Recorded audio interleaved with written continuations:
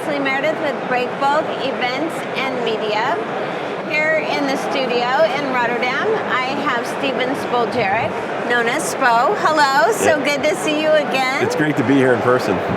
Yeah, it's wonderful in that we're meeting here in Europe because we usually meet in Houston. Yeah, it's. I almost didn't get here. My flight was canceled. But I am glad to be here, and it was sort of the fun that we had in the panel where we asked people if they could answer the question what their carbon footprint was to arrive here.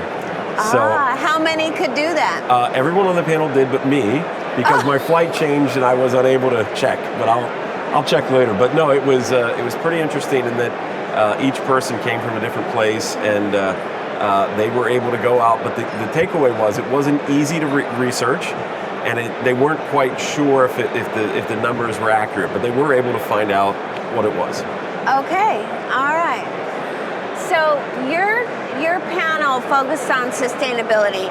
In the context of that panel, define that for us. Yeah, so we try to liven it up. It's a topic that may not be super exciting for everyone, not as exciting as innovation, but it's an important topic for companies like Bechtel and many of the companies in this room, because as the subject sort of evolves, there's a lot of focus on how will we record, and how will we eventually reduce. And today, different than like the container industry, we haven't quite figured out how we're going to record yet. So what are the guidelines on recording? Same as the fun we had with trying to figure out each individual's carbon footprint to physically come here.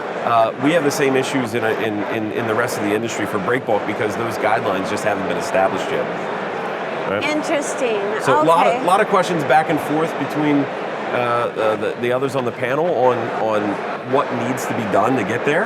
A lot of different perspectives.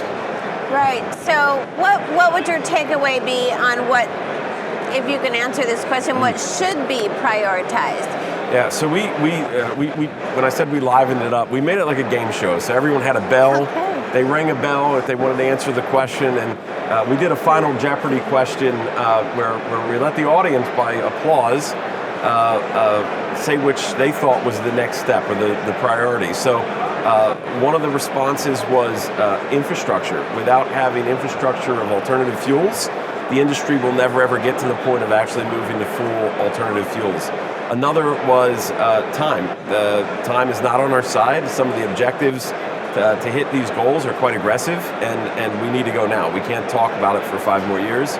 Another was shipbuilding. Without ships knowing which fuel to burn, they have a difficult time deciding which ship to go with. And the last one was Smart Freight Center, who is one of the nonprofit groups that sort of helped the container industry come together, was alignment, people, and that we have to come together quickly between shippers, between carriers, between freight forwarders, and really agree on what the takeaway was. So that was the one that really got the most applause, was that, and that doesn't cost any money, right? That all the other things cost a lot of money, but getting the people to come together to align in the industry may be the hardest, but the most important. Do you see that, does every sector have the same goals? Do we measure the same way across? Is there a commonality here? No. Or is it not a one-size-fits-all? Yeah, it is going to be different than what the container industry uses. And the example we gave was that you can unitize a container by definition. And if you charter the whole ship, you can actually figure out the carbon footprint for the whole ship. But if you book part cargo and somebody else books part cargo, do you split it by weight, by volume, by value? And we kind of talked about like the general principle of general average. When there's a claim, how is that claim distributed across the people that are taking part of the voyage? So we think the carbon footprint question for Breakbulk is different than container, because it will have to be split differently. Maybe there's not a right or wrong answer, but the key is having the guideline that we follow when we have to understand how that carbon footprint gets distributed between everybody that's on the ship. And that's one simple subject that we have to get after, but quite complex when you get into the details on it. All right, so if you could get everyone here behind one initiative, one action to do next, what do you want people to do? So we've been asking a lot of people to focus on giving their input on what the guideline should look like. Okay. We won't be able to have all the thousands and thousands of people that are here do it. It would be quite impossible to do that. But the feedback that we've had from others is that a focus group of about 20 to 30 companies, and I think we have that through collaborating with Breakbulk a bit, is to set a target that by Breakbulk Americas, we will hopefully have the first draft of a guideline. Hasn't started yet, but it's kicking off here at Breakbulk Europe.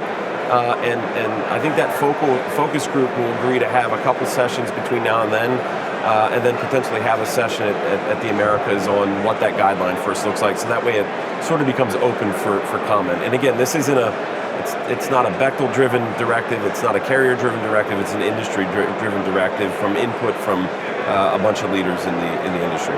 Excellent. Well, that sounds like a great action plan, and I will speak on behalf of all of Breakbulk on our side. It's wonderful to be able to support this and help drive it forward. All right. Well, thank you so much. Thank you. Yeah.